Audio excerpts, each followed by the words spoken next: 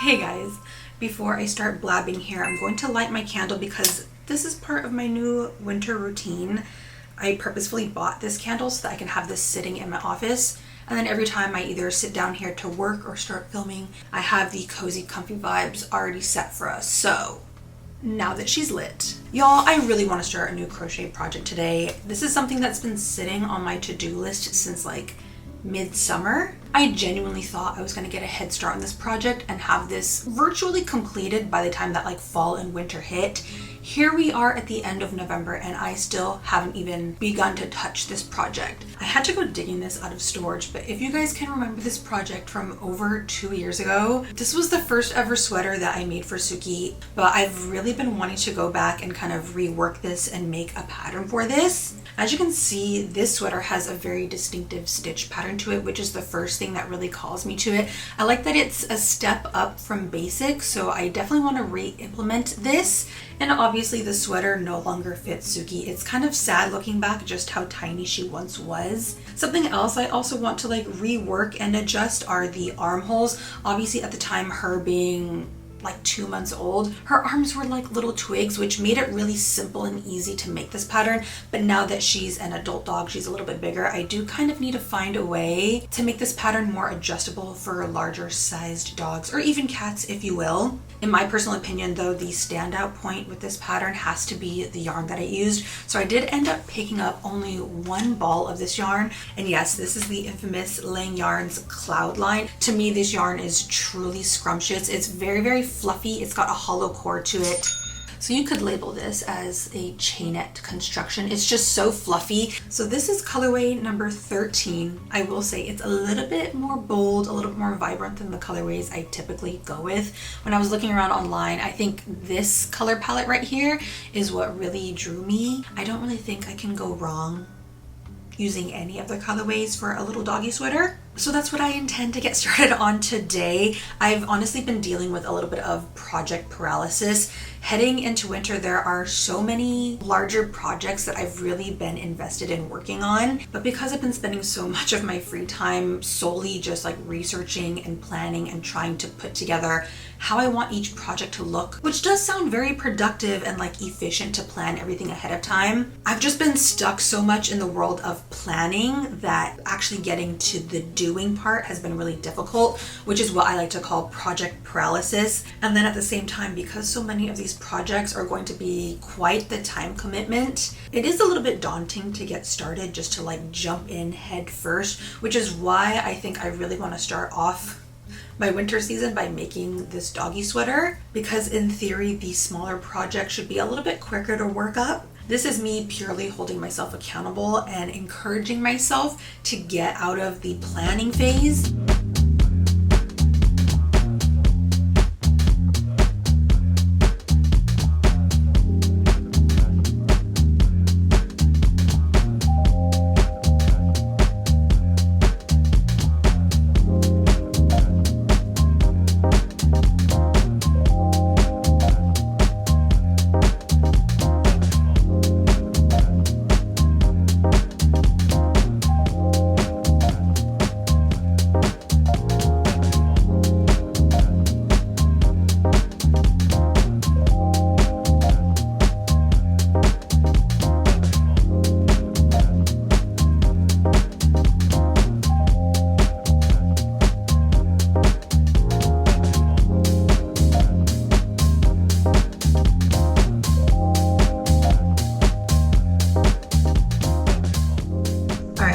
Stop here and take a little bit of a break. I have been happily crafting away at the new dog sweater for the last few hours, really just trying to draft and take really diligent notes about each of my steps, how many stitches go where. Yeah, I'm just trying to do a way better job at like documenting each of my projects so that if and when I choose to do tutorials and remake these patterns, I have something very tangible to rely on and go back to. A lot of the times in the past, if I'm making something, I'm kind of just whipping it up in the moment. Yeah, so I've just been trying to do a way better job at documenting all of my steps. Here's what I have so far with the dog sweater. Naturally, I started with a standard like ribbed band. I did kind of change it up from the one that I did a few years back, I did make it a little bit thicker. And I think on this one, I was doing front post. Yeah, this looks like front post double crochets. I feel like I used an even tinier hook to do this because the stitches are just way tighter. Honestly, I'm kind of preferring the look of the tighter stitches on this one. I'm currently using a 5mm. I will say I am liking this version so far. It's almost an exact replica, just a little bit larger. Maybe I'll give it a few more rows and just kind of see how the body stitches start to like even out a little bit. If I make a sweater too warm, she will overheat. And a lot of times if she is overheating, she'll throw up a little bit. So I don't want her to be super warm and like cozy in this. I just kind of want this to be like a lightweight sweater for her to wear on her walks. So maybe having a little bit more like breathability in the stitches might be really smart and more realistic for Suki. And then other than that, I do have a few increase points, which I'm always working at every time I reach it in the round, just to help widen the sweater, because naturally your dog's neck is not going to be quite as large as like their shoulder or like chest area. So I do want to make sure that I'm increasing enough and increasing at a large enough rate. So I'm just going to continue to work on this. I'm going to take a little bit of a break right now. I'm actually going to hop in our sauna that we recently got. We got like this steam sauna off of Amazon because we're no longer heading to the gym. I actually just canceled my gym membership just because it's so cold and I don't want to be leaving the house every day in the snow and like 15-degree weather just to get a workout. So probably will be dyeing some yarn today as well, and then I will be jumping back into the sweater later this afternoon.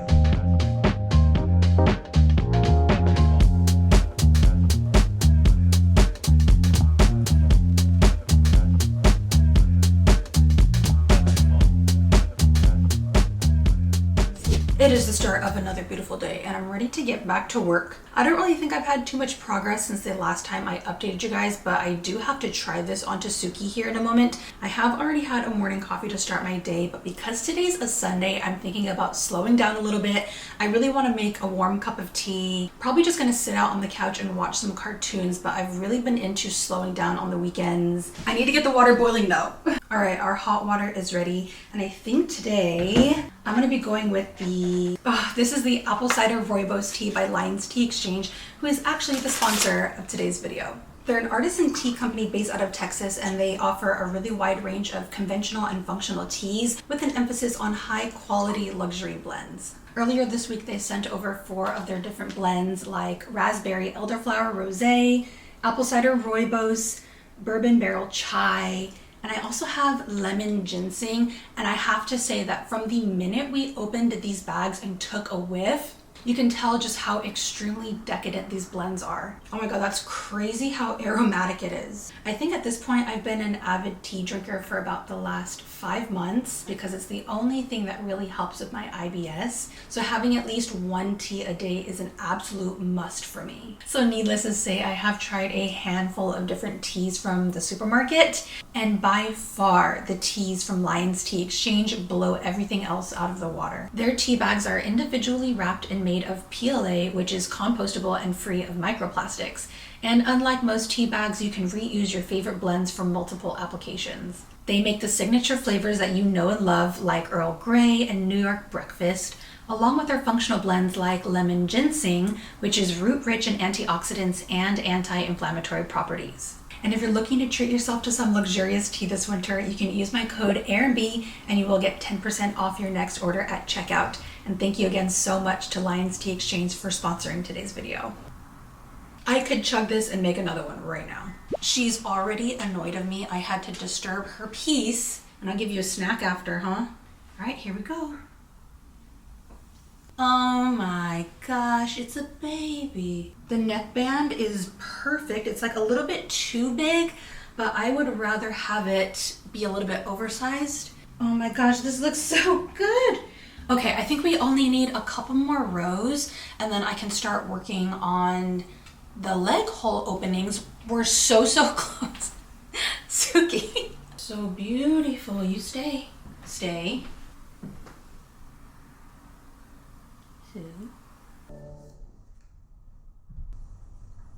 Hi. All right, come on.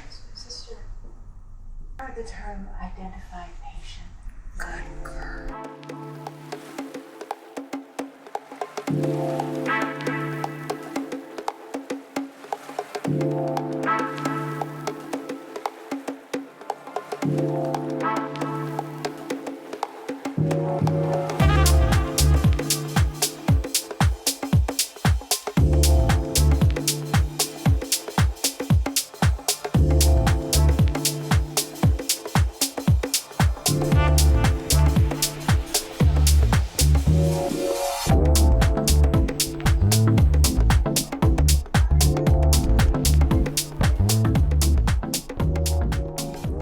Alright, a significant amount of progress over like the last hour. I continue to work along the back side of the sweater. Really loving how the colors are starting to work up, but I've been kind of playing around with how large of an armhole I want to leave for Suki, just because the previous sweater I noticed I made it a little bit too tight, so I kind of want to avoid that this time. And then I decided to split for armholes. So right here along the underside of the sweater, it looks a little bit funny. Definitely an interesting design element here. So this is what my armholes are looking like right now. I think I'm gonna take a break just because I need to try it onto Suki one last time, and then I'm not too sure yet how I'm gonna continue. One way I'm thinking about going about it is just creating a chain that runs from the back panel to the front part of the chest, and then I can keep working in the round. Hopefully find a way to make this a little bit more continuous instead of having all of these ends. Hopefully I can pick it back up again tomorrow. Suki, I need to try this on you. Go get your mommy. Go get your mommy. All right, we're gonna try this on her one last time. Sorry, chica. Loca. Hey, Loca, where you been? Oh, it looks so good. Wait, the sweater's looking so good. Wait, don't amp her up right now. Oh, the armholes look really good. And now that I'm kind of re-evaluating the armholes, everything looks perfect. I think I might just work a few more rows so that she has adequate room. Oh my gosh, I love it. The colors look so good. I just did a quick like 20-minute sauna session, so I'm feeling really good. Just got out of the shower, but I figured while I have a little bit of downtime that I would start on something a little bit new. A few days ago, I decided to sign up for a tester call by Aura.fibers. They have this, obviously it's a new crochet pattern coming out. It's their Linea Bralette. You guys know it's a pretty rare day when I decide to do, like, given the opportunity to do a tester crochet call. So I'm really excited about this one. I really like that it's a smaller piece. I think that's definitely something that's been calling to me. But Aurora was a previous tester for one of my patterns, so I thought it would be really fun to just like return the favor and help them out as much as I can. So I will be testing their brand new Linea Bralette, which is absolutely darling. I love how simplistic it is. It has a little bit more of like that square neckline instead of bralettes that have more of like that triangular shape. For this tester call, I'm deciding to use a number 3 DK weight yarn. This is the Hobie Friends Cotton Silk. Majority of this is cotton, but there's also a good amount, I think like 20-something% silk. It's just so creamy and buttery smooth, so I really want to use this. My ball is looking a little bit funny. You can tell that I rewound up some of the yarn late last night. I thought I would get a little bit of a head start, so I did do the gauge swatch. I believe the recommended hook size is a 3.5, but because this project is a physical bralette, I definitely don't want any gaping. So after I did the gauge swatch, I decided to size down my hook a little bit. I'm going to be using a 3.0. I haven't used this small of a hook in I don't even know how long, but the gauge swatch looked really, really good when I used the 3.0. Wasn't sheer, it looked really opaque, and I really enjoyed how tight the stitches were, which we really want from a bralette. So I'm gonna get started on the very beginning of this crochet project. So I have really high hopes for this pattern. I think it's gonna work up relatively quickly. A handful of the testers have already finished their pieces, or they're pretty close to finishing. So I probably need to get a jump start on that tonight. And hopefully by the end of this video, I have another project to kind of showcase for you guys.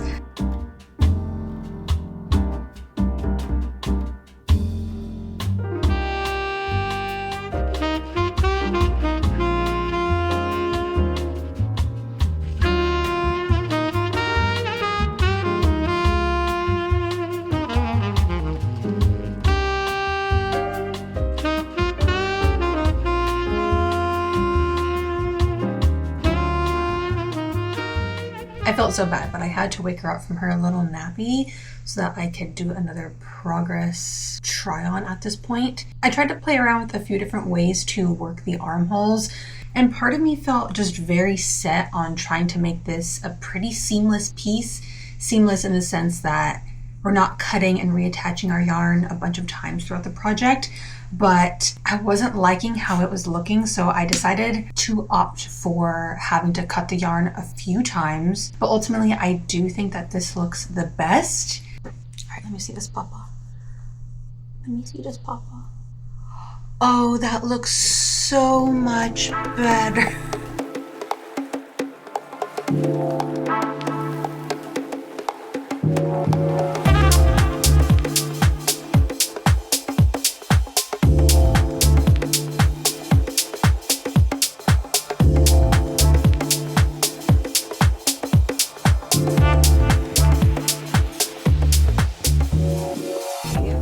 Pretty significant progress the other night. I didn't think I was going to get this far into my test crochet piece, but again, this is going to be the Linea Bralette by aura.fibers. As you can tell, this is going to be the front part of the bralette. It is looking a little bit small. I probably should have made it just a little bit wider. So far, this is the panel that's going to stretch across the chest area. It looks really cute so far, and I'm actually a really big fan of her design element here at the center of the bralette. So far, it's kind of giving me bow tie vibes, bow tie pasta vibes. What's taking me the longest is really just kind of like adjusting to the smaller hook size. But all in all, the stitches are really tight. It feels really dense. I don't think it's going to be sheer. Because this is a test piece for someone else, I really want to make sure that all of my stitches are correct. If I mess up a little bit or if there's like one error, I will go back and fix it. She does require a little bit of focus, but once you kind of get in the groove, it does become a lot easier. Let's see how much more progress I can get done in the next day or so, and then I can update you guys again. Hopefully getting really close to a finished piece.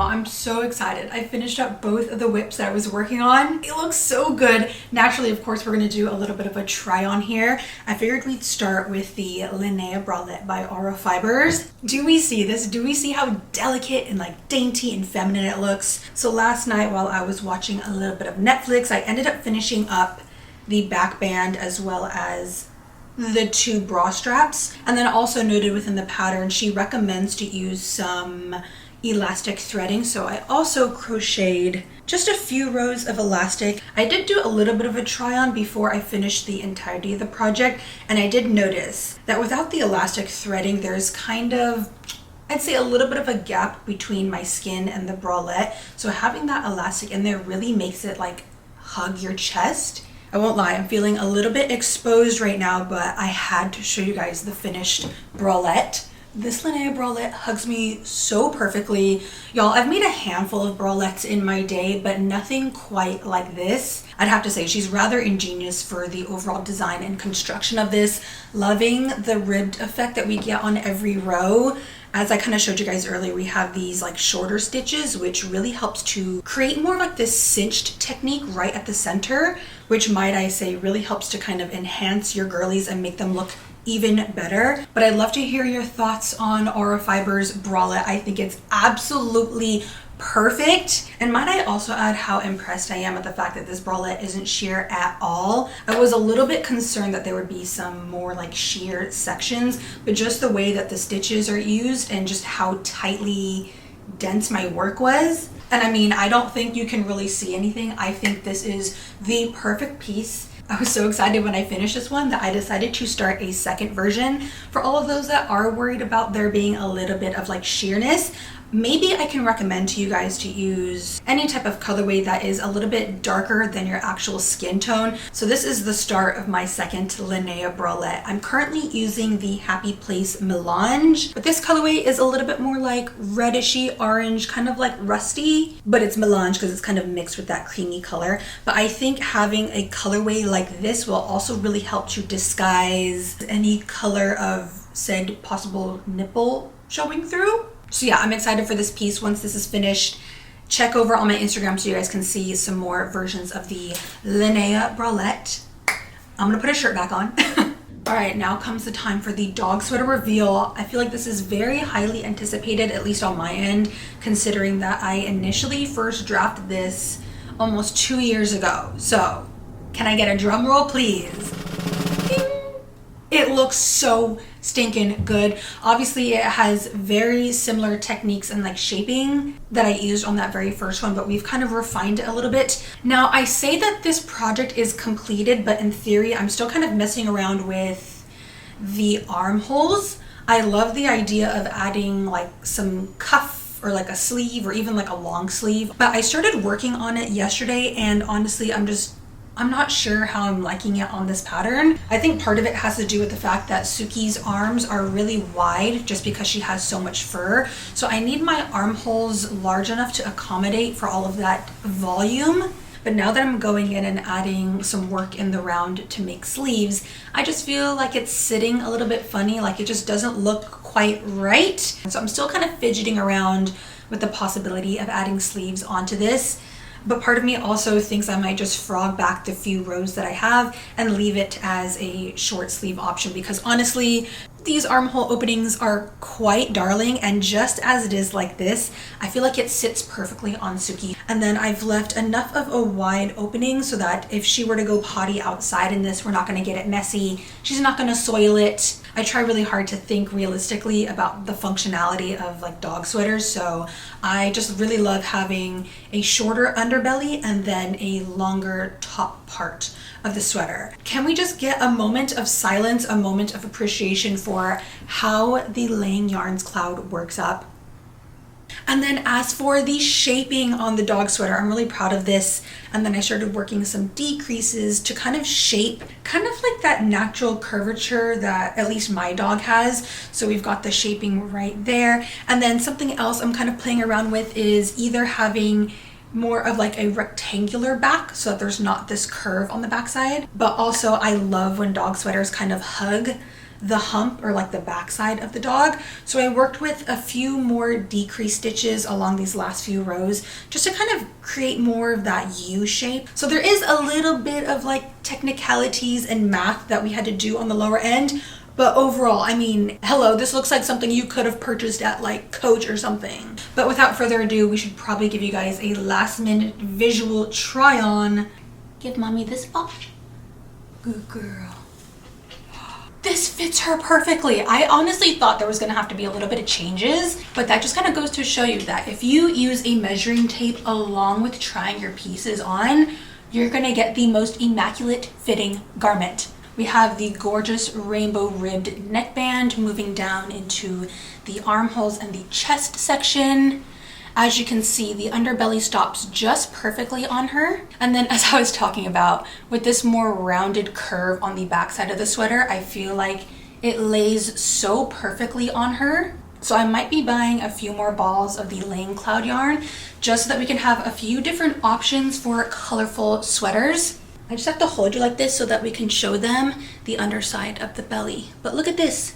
It's the perfect little doggy accessory. Needless to say, I'm really obsessed with this doggy sweater, so hopefully I can get the pattern written up and put together really quickly here. We just want to say thank you for watching and for tuning in. I hope that you guys really enjoyed this video and crocheting these most recent makes with me. Have a good weekend, guys, and we'll see you in the next one. Bye. Bye.